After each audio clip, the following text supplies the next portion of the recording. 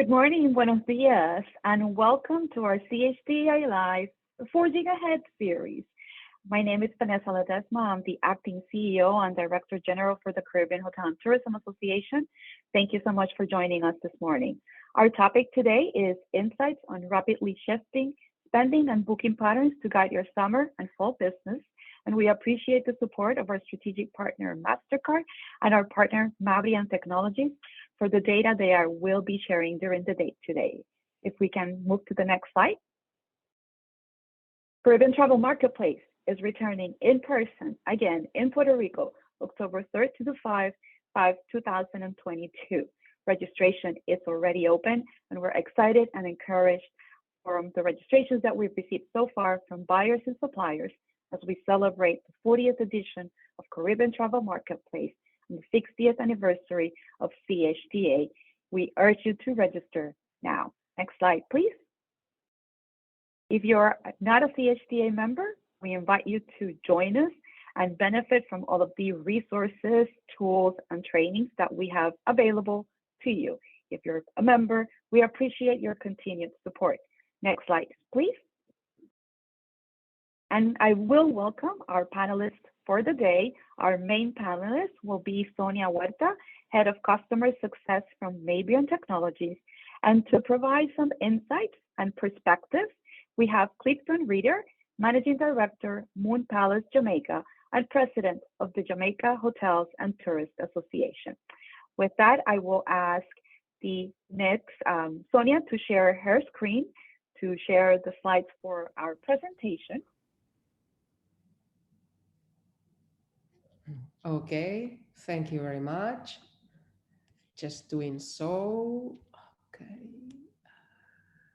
And while we get the presentation up, I would like to remind our participants today that if you have any questions, you're welcome to post them on the Q&A box here. We'll manage them through the presentation. If we see that there is a question that we need to address immediately during that specific slide, we will do so. And now I'll turn it over to Sonia. Thank you very much. Thank you very much for inviting us to share these insights. Also, thanks to everybody that is taking the time away of their businesses and the things they have to do to attend this webinar.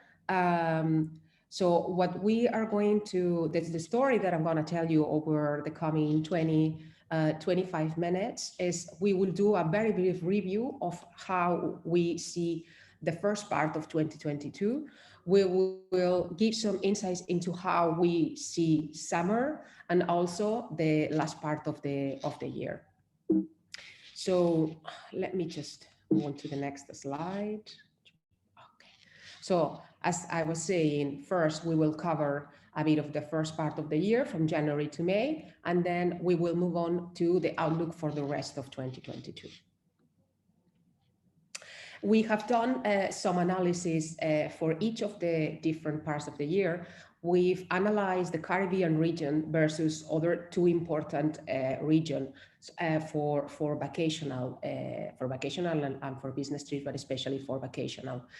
So just for you to keep in mind, the destinations that we have included under the Caribbean, the destinations that we have included under the Mediterranean and the Asia Pacific. You may wonder why have we included within the Caribbean Los Cabos or Puerto Vallarta. Of course, we know they are located on the Pacific, but in terms of the value proposition and the markets they reach out, it's very similar to the Caribbean. So we thought that they should be included in this analysis.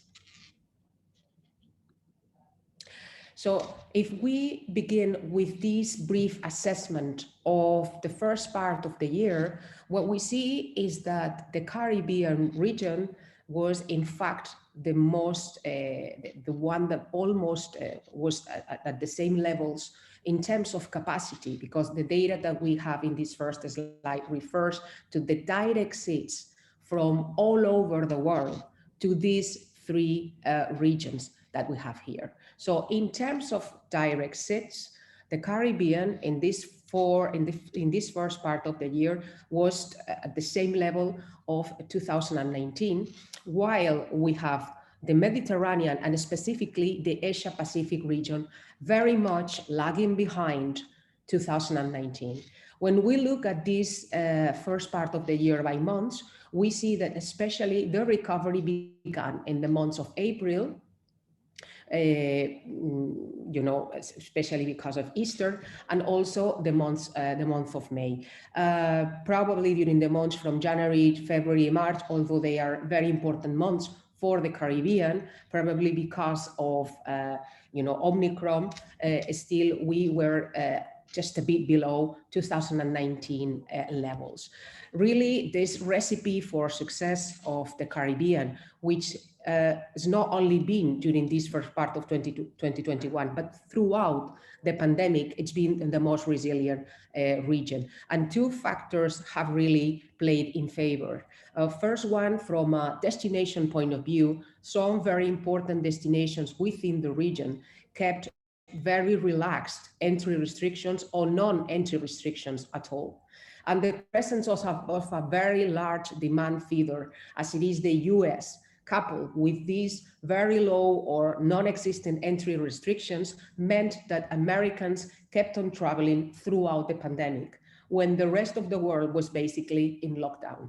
So this advantage that was gained in the hardest part of the pandemic is enabling the Caribbean to recover much faster than other regions in the world. When we look at the different speed of recovery of different destinations within the Caribbean, we see that it is Mexican destinations, and most notably Cancun, the ones that are leading this recovery. And again, those that are still behind, it's in the first place very much because of their mix of markets, their pre-pandemic mix of markets, because those destinations that were more reliant on the Canadian market, more reliant on European markets, especially the UK, or even some Asian markets, such as China or even Russia, those destinations have suffered most because these source markets had tougher conditions to come back after travel. And also because even for some of them during the pandemic and even this first part of the year with Omicron, traveling was not still an option. So that's why with this connection of the mix of markets and the restrictions in source markets, this has caused these differences between the destinations.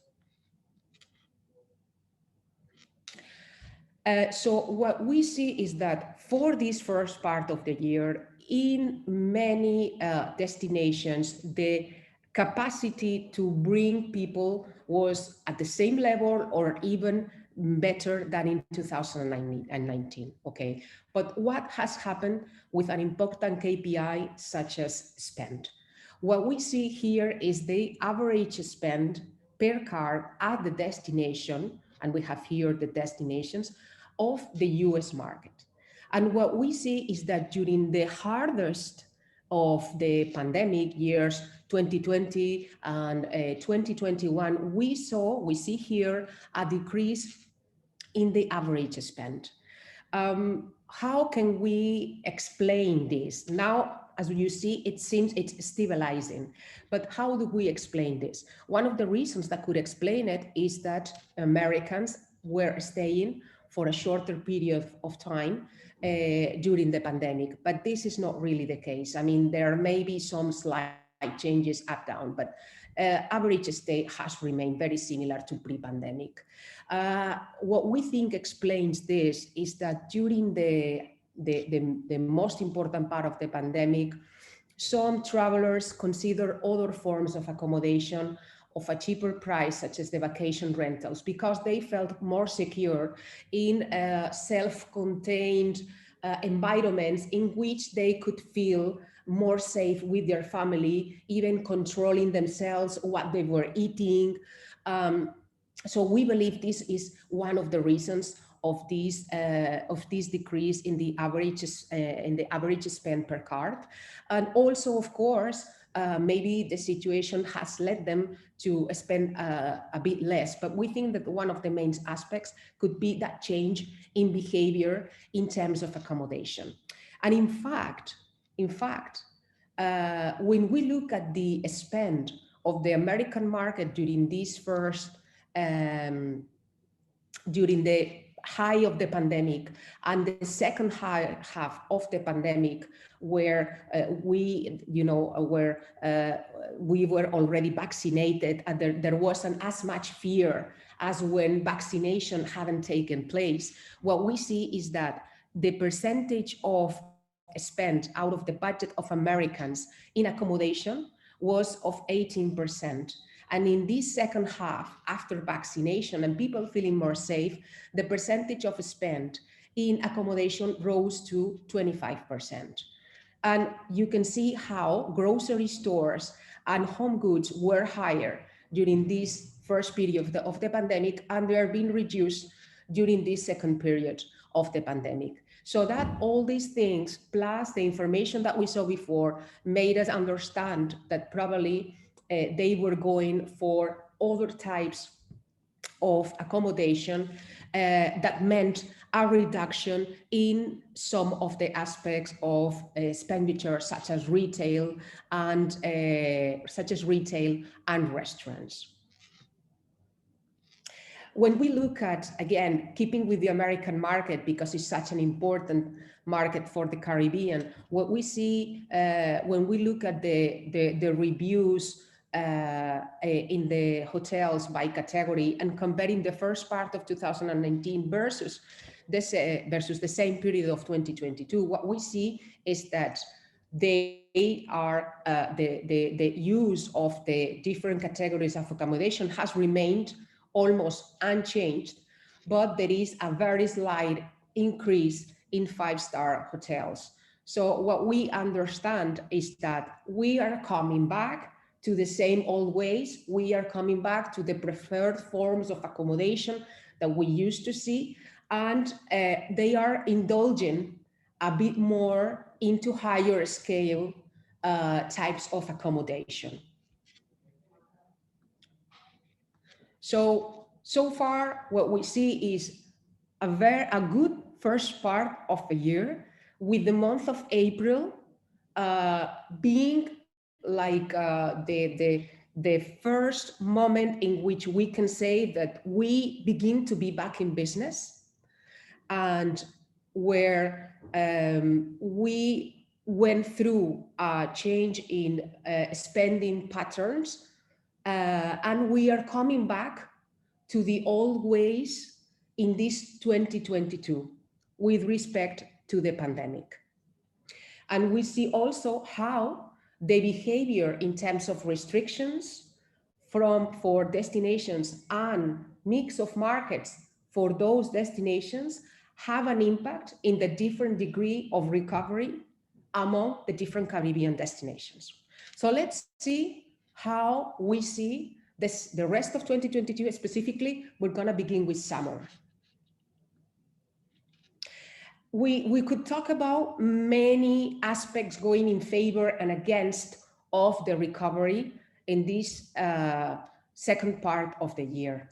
But here we have noted down those that we think will have higher impact on the short to medium term. First one, we have called it the hunger for travel. What some media outlets have called it the revenge travel.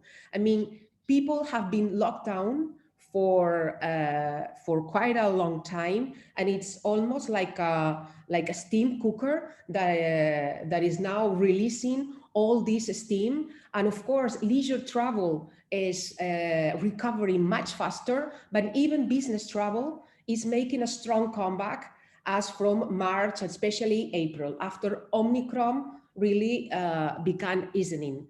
So of course, it's not going to recover at the same rate, but we are definitely seeing people and this hunger for traveling. Another important aspect that is favorable is that during the pandemic, those that did not have debt have increased their savings. So there's more disposable income for travel. And we know that the relationship between disposable income and travel is almost from 1 to 1. So it's a very high relationship. Also, those that have debt have had an opportunity to pay off that debt. So that means that now they have more disposable income free to spend on discretionary services and experiences such as travel. Another important aspect is that some of us are working more from home than from the office. And that means that we are also saving on travel, on food in general, and even on clothing. So that is something good. Also, going back to business in travel means people going back to work, and not only directly in travel, but in all of the other related industries that are around travel. So that's also a very positive aspect. And finally, the resilience of tourism. I mean, tourism is one of the sectors that is more resilient because travel is now in our ADN. You know, it's part of us, and even so for the younger generations. On the other side, what's happening that may cut back on that possibility, on that recovery of travel to the full extent that, of course, some of you would like? Well, the rising inflation rising over the increase in salaries. This is something that is happening in almost all source markets. The thing is that marketers in destinations and in hotels need to be aware of the differences in this situation in the source markets.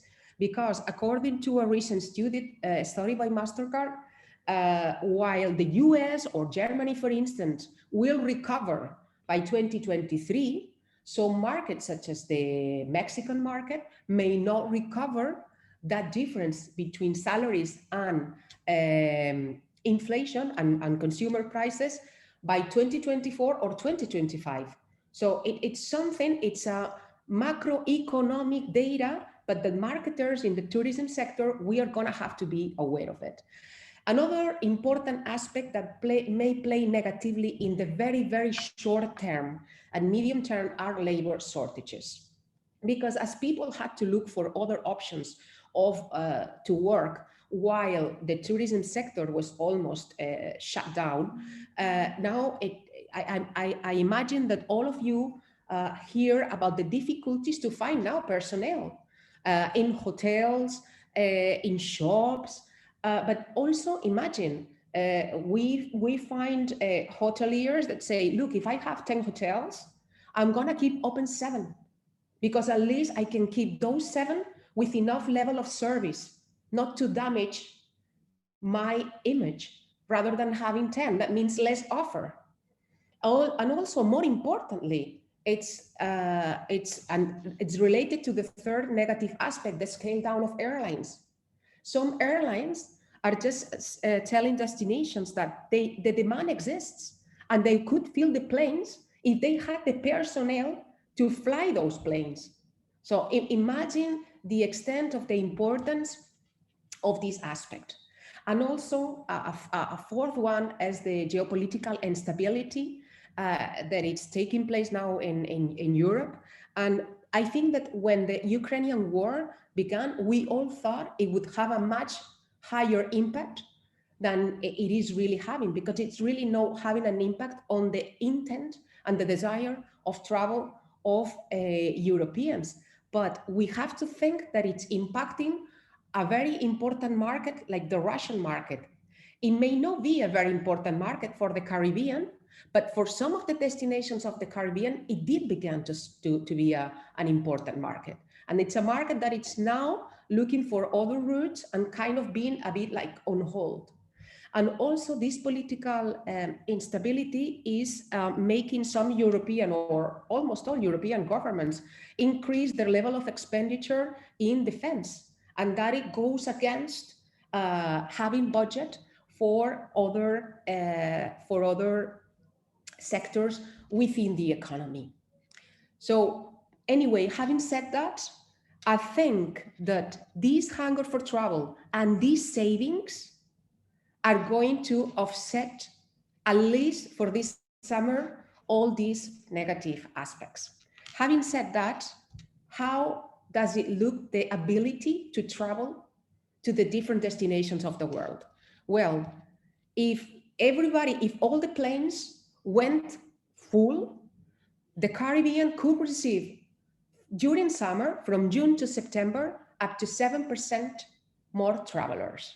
So that's, of course, amazing news.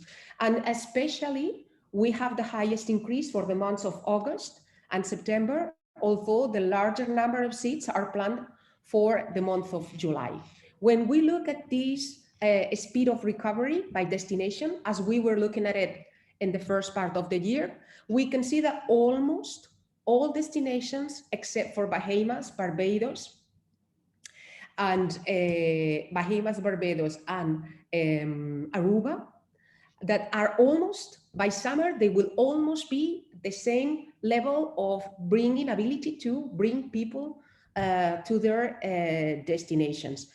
As I explained earlier, Barbados were heavily dependent on the UK market, a market which has still not fully recovered, where there's a lot of problems in terms of the labor shortages for British Airways. So it's a market that it's suffering in that sense, not because they don't want to travel, but because we have all these barriers, all these logistical obstacles, and also because Barbados, for instance, up until May, did have restrictions even on those vaccinated travelers. And Bahamas are still keeping restrictions on vaccinated travelers. So that is really putting a barrier to their recovery, whether we see almost all other destinations with a high potential to even do a better summer than 2019. Of course, when we were looking at the capacity, so the number of seats that can be full of people to travel to the Caribbean destinations. And this mirrors perfectly what is happening in terms of demand. Because here what we're looking at are flight searches from the main origin markets to the Caribbean destinations. And what we see is that for Dominican Republic, Cancun, and Puerto Rico, there's a huge increase in flight searches to travel this year with respect to 2019. Jamaica is also slightly over 2019, but Bahamas and Barbados are still lagging behind. And why is this happening? Because of everything that we said before, but especially because the US market is so important for them. And it's been a market in which they are even taking a larger share than they did in 2019. What we have here is that of all of the US market flight searches to all these destinations, we can see how the share of Cancun and the share of Puerto Rico has risen with respect to summer 2019. So if the States were important for those destinations in 2019, now they are even more important. They are even taking a larger share than the other destinations. When we look at the perspective from the source markets, we understand all these differences, and we see how the American market, of course, has a far larger capacity for this summer to the Caribbean. But we see how Canada, and this is good news because Canada, which was lagging behind, is at the same level of 2019, but we see how United Kingdom struggles to keep the capacity they had in 2019, and of course, unable to exceed it, as we see in most European markets. Of course, for instance, this increase in the Spanish market doesn't mean that it's Spanish travelers, because for all of these people from the UK that will be unable to travel from the UK, either because of lack of seats or because of prices, they will do so from Spain, or they will do so from France, or they will do so from Netherlands or Switzerland. So we see here, when we compare, we see again how the capacity from each source market really mirrors the demand. And we see how the demand from United, the growth of flight searches from Canada, from United Kingdom, it's still down, and we see how we see this growth from United States, from Spain, from Germany. Of course, this growth of flights, as I say, from Spain, it's probably some of those that were looking from London, they are now looking from Madrid, and we see this increase here. Having stated that we are up for a good summer in almost all Caribbean destinations with a very strong demand from the US market, with almost all European markets recovering, how do other KPIs look like in terms of the average stay? And again, here we have the US market. Same theme as happened during the pandemic. I mean, we don't see very much of a change, and more or less it will keep at an average of the same stay, maybe a little slighter, shorter stays, but very much similar.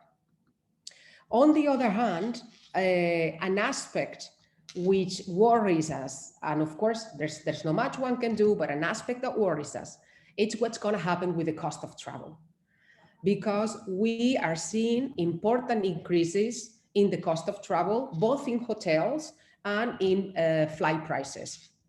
Here we have the example of flight prices to travel from New York to these Caribbean destinations in July 2022, and we see how we have increases in all of them of different magnitude, but increases in all of them except for Puerto Vallarta, and with an average increase of 20%.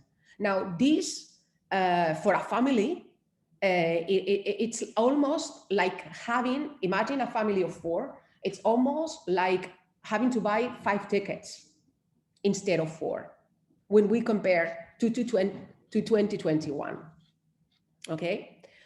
And when we look at hotel prices, we are more or less at the same situation. We have looked here at 4-star and 5-star hotels for July 2022, and we see how we are again at this 20% on average increase in flight prices. So when we add the 20% in the flight price, when we add the 20% in our accommodation, well, it's like with regards to 2021, we are spending a 40 or 50% more on the most basic and large items of cost of our trip. So it's going to be tough, although, as I say, people has now money to burn, and they're gonna do so. Another important aspect is we want to be relevant for our customers. We want to understand their interest and what should we communicate to be attractive and relevant to them. What we saw is that the pandemic has accelerated a trend that we already saw prior to the pandemic, and it's the need to be more in contact with nature, to feel active, so to feel well in the inside and the outside. So all active lifestyle activities have grown in importance. When we look at activities during June-September 2019 versus 2021. Nature activities also remain very important. The drop in arts and culture, it's not because there's less interest, it's just been impacted by the restrictions in terms of the sites. Some of them closed because of COVID. And shopping also been impacted. But the important message is that these sort of experiences are highly valued by travelers, especially it's been before the pandemics, but it's been more so post-COVID.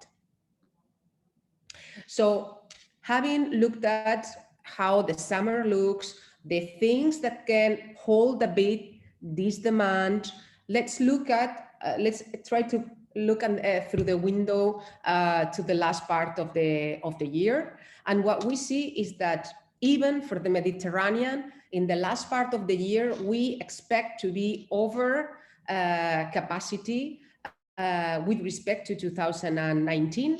And of course, the Caribbean leading this capacity with the higher increase foreseen for October. So that's the situation. And when we look at the destinations, we see that almost all of them see Bahamas already reaching these 2019 levels.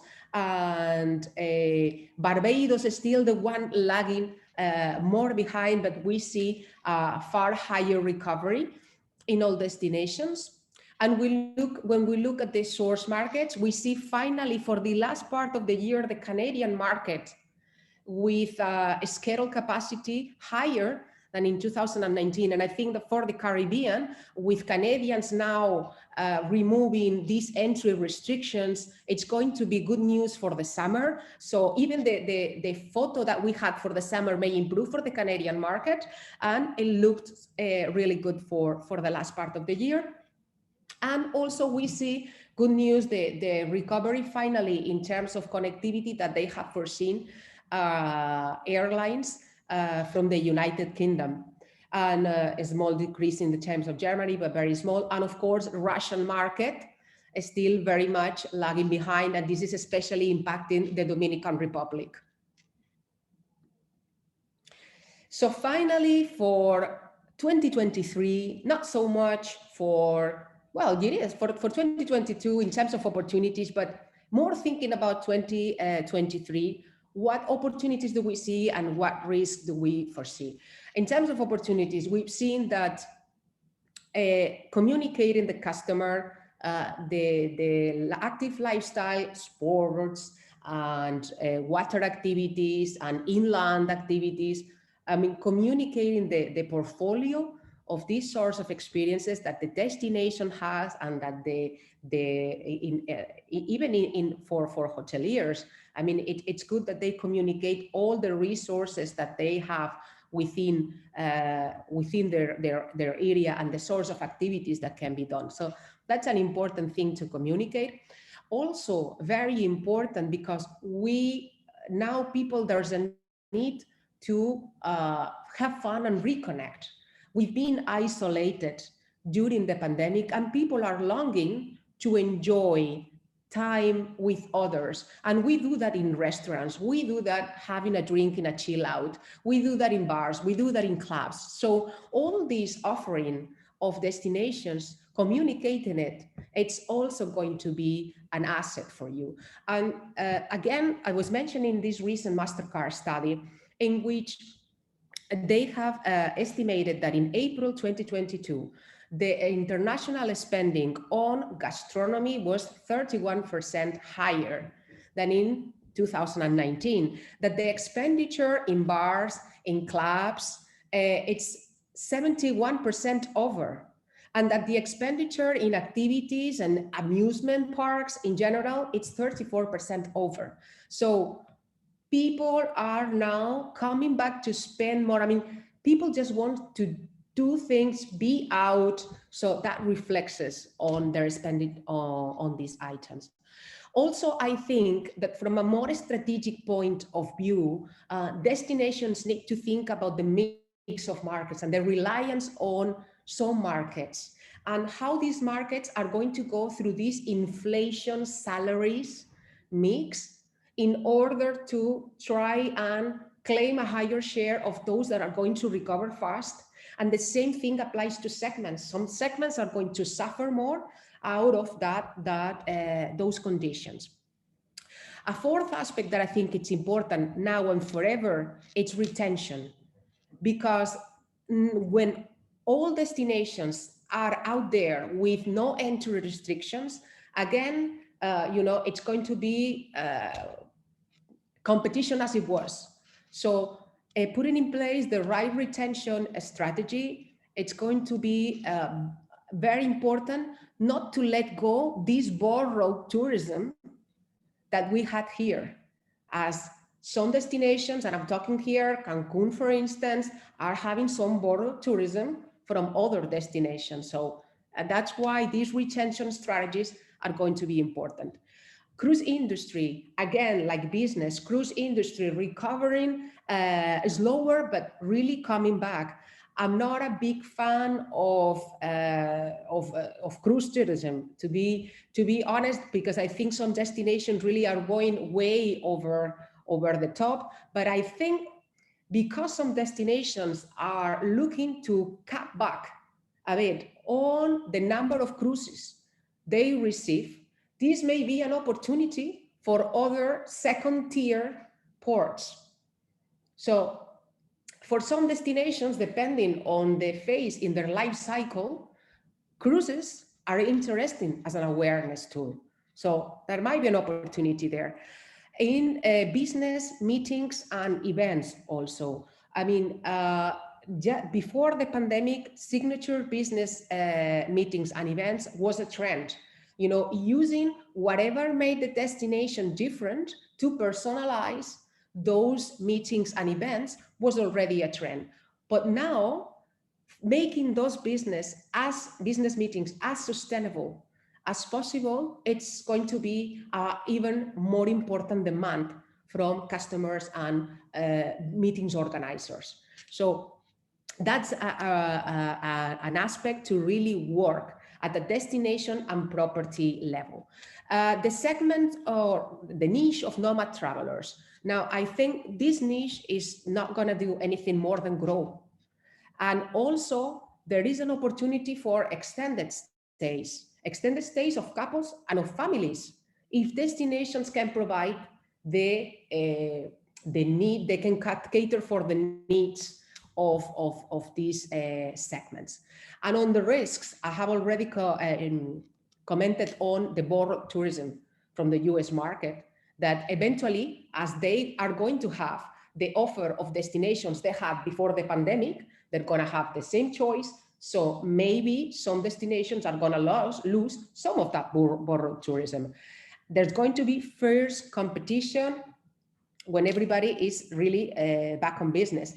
And for me, basically the most important threat or risk is really this increasing cost of travel that will put pressure on budget for trips, on those that travel, and that may reduce the choices of those that don't have as much resources, or even make them choose a staycation or no vacation at all. So although for summer, I think everybody will make the effort, for end of the year and 2023, let's see how the aspects that we saw earlier go on. So that's it from my side. Sonia, great, thank you. This is such an extensive source of information and data to all of the attendees on the virtual learning session today. I want to remind you that the presentation is being recorded and will be distributed, and the slide deck will be available in the CHDA members only platform. So if you are not a CHDA member, we urge you to join so that you access not only these pieces of data, but also other sets of data that we have available. If anyone in the audience has a question, we ask that you post them on the Q&A chat so that we go through them. And I'm going to ask Clifton to join us so that he can give a perspective as a hotelier in the beautiful island of Jamaica, specifically in Ocho Rios. Clifton also serves as the president of the Jamaica Hotels and Tourists Association and the chairman of the CHDA Advocacy Committee. So he has various sources of data and information. So Clifton, your perspective of what you heard and what you're seeing, not only in your property, but also in Jamaica. Well, good morning, everyone. Thanks for giving me the opportunity to share. Looking at the data, it's very interesting, and I think it's matching with a lot of things that we've seen in Jamaica in particular, and in my hotel as well. Just looking, before I go into Jamaica itself, looking at January, February, March, we started to pick up in March because Omicron affected things in many ways from January and February in particular. We were seeing good bookings, and we got in Jamaica about 15% cancellation. But when we look closely at the figures, they weren't really canceled. They were shifted to other periods, mainly June, because all the weddings and some of the groups and everything, we are now seeing that they're materializing now in June and in July. Our weddings for June and July in the hotel, we're looking at probably 1.5 weddings per day on average for June, and probably 2 per day for July. And those are bookings that came from January, February. So overall, the system did not lose. In terms of borrowed tourism, I really like that term. We've seen it because we got in Jamaica, and in particular Moon Palace, we got quite a few tourists that generally would not come to Jamaica, but came during the pandemic. Because for one, the welfare payment that the US did, some of those funds were used as vacation monies. And we saw an increase in the African American market to Jamaica, and measuring the spend, they were staying a little longer than most, and the spend not only in accommodations, but in attractions and other things off-site, the spend was really higher than we saw in 2019.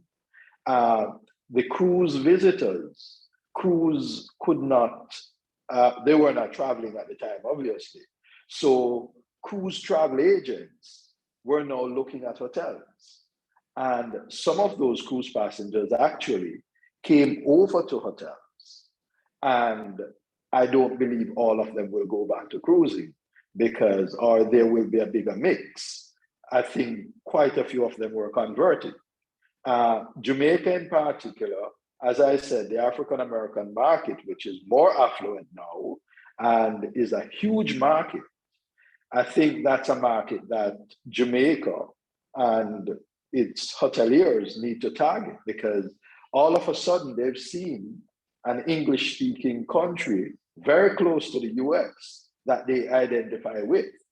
And I think that's going to be at least a 25% retention out of where we're coming from. Just looking to this summer is going to be the best summer that we've seen in a long time. Way better than 2019. A number of reasons for Jamaica. The VFR market, the visiting friends and relatives, is going to be very strong. It's been 2.5 years since some Jamaicans have been to Jamaica, and they're coming in droves. They are staying in hotels, they are staying at homes, because some of them, they've invested in vacation homes. So when they come to Jamaica, they use it. Otherwise, they basically sell it online. So another source of income for them, and they are traveling sometimes more often now as a result of that. So we also have Jamaica 60th coming up, and that's going to pull quite a few Jamaicans and friends of Jamaicans to come and celebrate down here as well. Looking into September, I believe September is going to be better than September 2019, because some of the demand is being pushed from August into September.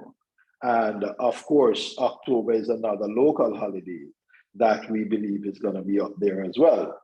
The high cost of travel, that's being leveled out somewhat, by the type of accommodations that some people are choosing. So it's not that their budget will increase. They're going to spend a greater part of their budget, I believe, on the tickets, and then they choose either to stay in villas, apartels, and in some cases, some of the bigger hotels with reduced rates. So it's a shift in the package, the vacation package that most people are looking at. We are also looking at marketing in a slightly different way to the inelastic part of the US and Canada. There are some people, no matter what the airfare is, they're going to travel anyway. And they have the money to travel. So I think a little bit of shifting from mass tourism to a more targeted part of tourism, because a lot of them not traveling to Europe or the long haul travel. They're basically looking at nearer destination with a greater economic distance. So traveling from New York to Jamaica or to Cancun or whatever, they are finding out that it's a better deal than anything else. Looking down the line into 23, again, we have to pivot. We have to make sure that our marketing, as I said to somebody the other day, we have 360 million people in America. And at this point, we need 4 million. So we just need to target the right 4 million. And I believe that we will be able to sustain travel and tourism in the Caribbean. Thank you for that overview, Clifton, with a little bit of from a regional perspective, but also from what's going on in Jamaica specifically. I have a few questions, and I know I have one question on the Q&A, and I will ask the audience if there are others. But it's interesting to see how, when we look at the outlook for summer, late summer, and September, which is, we know, peak of the hurricane season, and pre-pandemic, that was a period where we saw reduced numbers, but we're not seeing that anymore. We're seeing a lot of interest and demand. And I would want to point out one of the resources that CHDA has available for our membership with the Travel Protection Plan by TripMate, because it covers and supports any sort of trip delay should there be any weather circumstance that prevents individuals from coming. But Clifton, are you seeing that as well, that trend in Jamaica and other properties across the chain that your property represents? Yes, definitely we are seeing that people are now getting insurance policies, and hotels are actually putting in hurricane guarantees so that if you travel and your trip is interrupted, you actually get back your vacation. And in some cases, your airline ticket as well.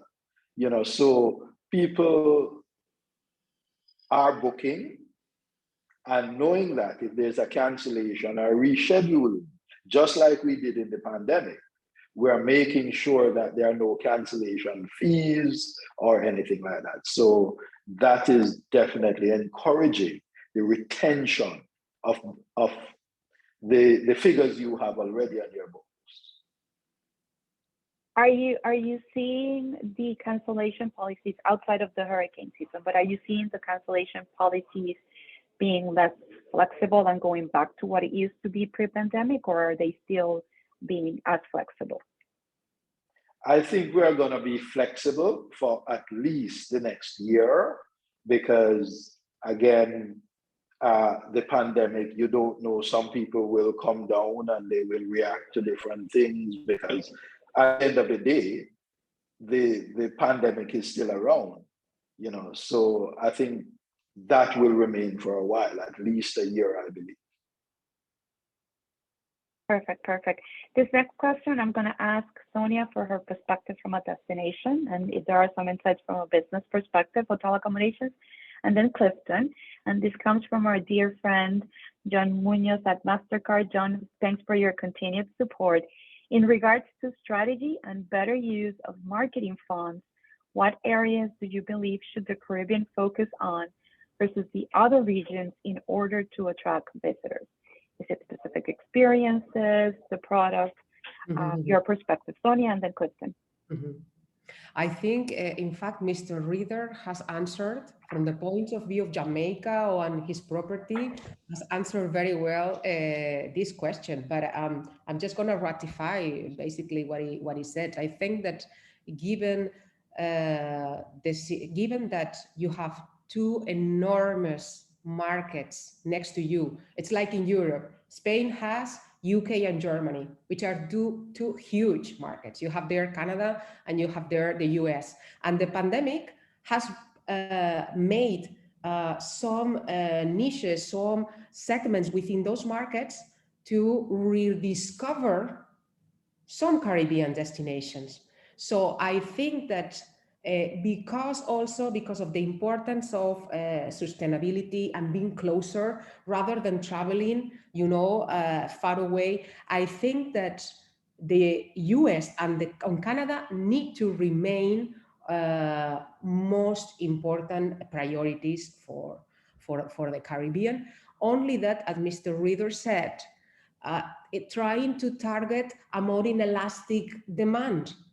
Those people that even in adverse conditions are gonna be able to travel. So this shift from the mass to a more premium demand that Mr. Reader is talking about. Of course, not all properties, not all destinations can do that, but I think this is a vision that the destination needs to assess with their sector. And from the point of view of the experiences, I think, I wouldn't forget that in this mix of markets, some European markets that with a lot of ability to recover should also be in this mix for 2023, especially. I'm talking about the UK market, the German market. So they should be in this mix. And in terms of the experiences, these outdoor, enjoying nature, feeling active experiences, gastronomy being so important. And I think anything that, of course, makes Caribbean destinations genuine, I think those are the experiences to be, signaled out. Clifton, anything else you want to add?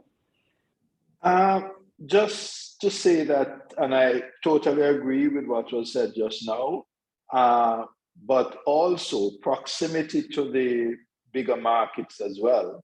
As you know, the culture of Jamaica is a very dominant one, and our music and everything, and I believe that we are now getting the world interested and bringing them to events in Jamaica.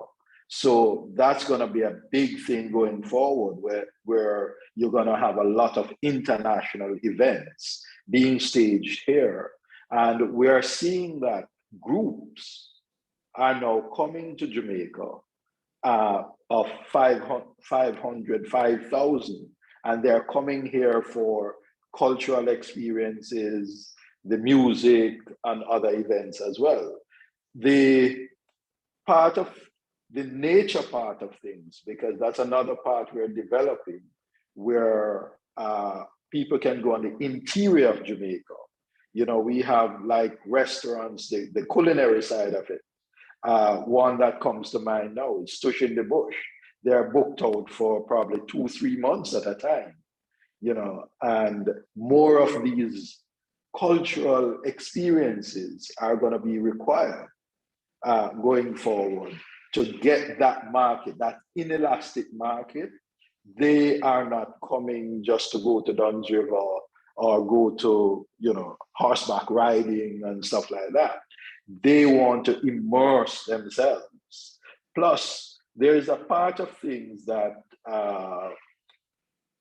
a kind of edu-vacation. People are coming to learn. So you have to build that in as well. They want to go on a tour of the schools, the universities, and stuff like that.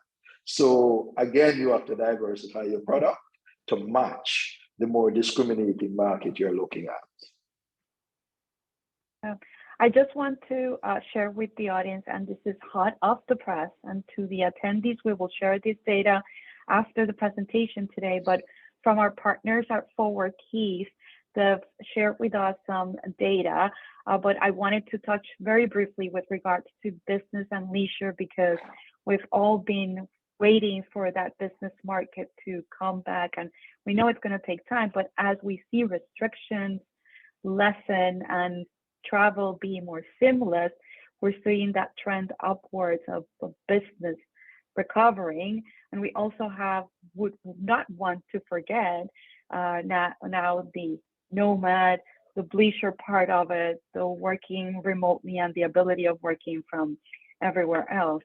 I have one more question, Clifton and Sonia, maybe you're able to provide some insights, but we're seeing, and the data from Maybrand and MasterCard reflected that there was a point where there was a higher demand and actual bookings of the alternative accommodations versus the hotels.